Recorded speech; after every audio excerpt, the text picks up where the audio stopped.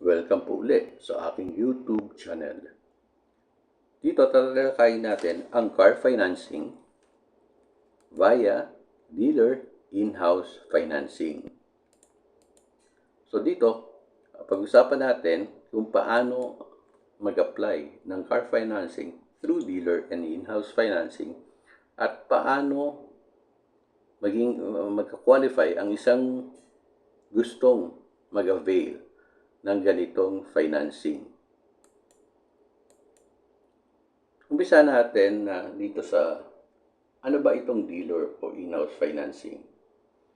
Ito ay isang uri ng financing na direktang ino-offer ng mga car dealerships. Ang ganitong uri ng financing ay mas madali at convenient sa karamihan ng buyer o mga applicant na gustong bumili at i-loan ang sasakyan. It also allows the buyer na i-handle ng dealer ang pag-process ng pagbili at pag-finance ng sasakyan. Sa part ng applicant o ng customer, mas convenient sa kanila ito dahil parang one-stop shop na lang siya.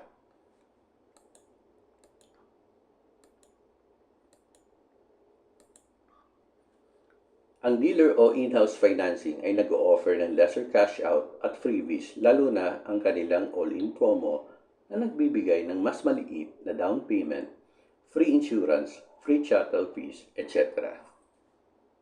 Tulad po ng mga ito. So kung mapapansin nyo, mas lesser ang down payment, mas lesser ang magiging cash out ng customer kung siya ay mag-avail ng dealer o in-house financing all-in promo.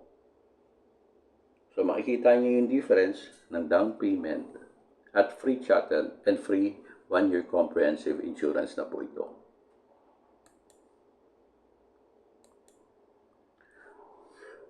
So ang negosyo talaga ng car dealerships, sila ay nag-ooperate as a middleman sa car industry.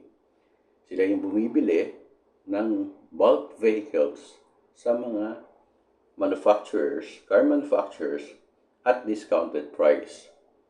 Then nagma-markup na lang sila rito ng presyo para doon sa kanilang tubo, para ibenta naman sa mga end consumer. So ang negosyo ng car dealership, yun lang, yung nagbebenta o binibenta nila yung mga nabili nilang kotse sa mga manufacturer. Pero pagdating sa financing, ibang negosyo na po yan. Hindi na under ng car dealerships. Ang negosyo nila hindi naman yung pagpapautang eh. Kaya halos lahat ng mga car dealerships ay may tie-up na bangko.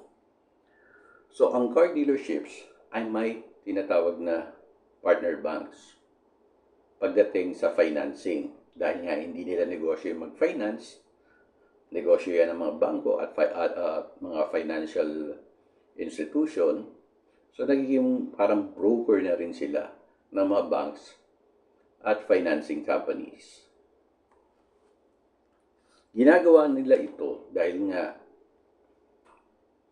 maliit na porsyento lang ang nakaka-afford na bumili ng cash para ma-dispose nila yung vehicles sa kanilang inventory. Kaya naipag-tie up sila sa mga bangko para sa mga financing scheme para itong mga buyers, mga applicant, makabili ng sasakyan sa mga car dealership via installment. So dahil sa pamamaraan ito, it makes easier for the customer to buy cars. So mas madali para sa kanila bumili ng sasakyan, especially doon sa mga taong hindi maka-afford na i-cash o bayaran in cash yung mga sasakyan. Pangalawa, sa part ng dealership, meron silang o nag-generate ito sa kanila ng additional revenue o additional kita.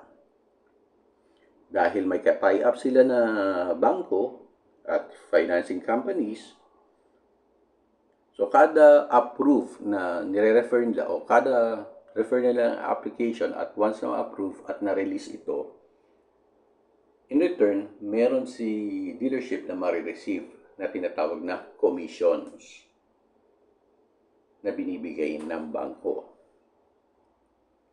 So, additional income ito sa part ng car dealerships. So, yung financing option na to ay nakakatulong sa mga car dealerships to sell more cars, create an all-in-one service to the customers, and generate income. So, ang process ng pag-apply ng in-house o dealer, in-house car financing, so yung buyer o yung applicant ay direktang pupunta sa car dealership para mag-fill up ng application kung gusto niya ng financing at mag-submit ng requirements. Since may mga ka-tie-up itong car dealerships na mga bangko at financing companies, so itong application and requirements ay isasubmit nila sa mga bangko. Dahil yun naman ang negosyo ng bangko eh.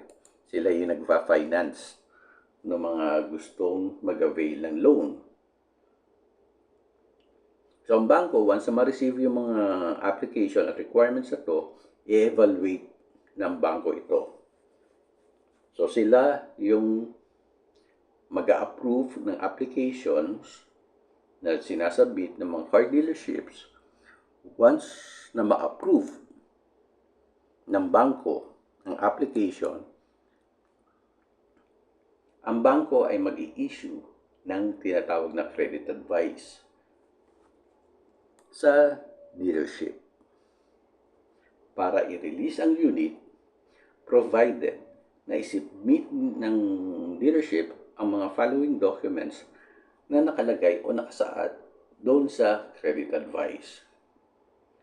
Once na ma-compile na yung mga requirements na to, ang car dealership naman, isasubmit ito sa bangko para ma-release naman ng bangko yung tinatawag na proceeds o kabayaran doon sa inutang ng kliyente. So, ganun lang po ang proseso ng dealer in-house car financing. So, bangko rin ang nag-a-approve ng loan na ito, hindi yung car dealerships. So, ano ba yung mga requirements para makapag-avail ng loan? Ano yung eligibility requirements? So, for individuals, kailangan Filipino or foreign nationals who are residents of the Philippines. Kapag foreign nationals, may additional requirements lang yan, katulad ng ACR, yung Alien Certificate of Registration, o kaya visa at yung passport. Dapat ay 21 years old, but not more than 65, yung ibang bangko o financing companies, 70 years upon maturity of the loans. With stable source of income, of course, para ma-secure yung repayment o yung pagkakautang, mabayaran yung installment, kailangan employed yung utang. At least 2 years or officer position on a permanent o regular basis. So kapag OFW o employed abroad, at least 2 years consecutive employment, at requirement yung loan administrator kung yung applicant mismo o yung OFW ay wala sa Pilipinas at the time of the application. Pwede ring umutang ang self-employed o yung may business. Ganun din, aside from yung Filipino o foreign nationals, kapag 21 years old siya, dapat yung kanyang negosyo ay duly registered to operate as legal entity in the Philippines. at least 2 years consecutive profitable years of operation. At ganun din po, kung ang utang ay partnership and corporations. Kailangan duly registered to operate as legal entity in the Philippines at least 2 years consecutive profitable years of operation din. So yan po yung proseso ng dealer in-house financing at ito yung mga requirement para makautang o eligibility para makautang ka via financing. Sana po meron kayong natutunan dito sa presentation ito. At sa susunod po uli, maraming salamat po. At please, like and subscribe. See you po.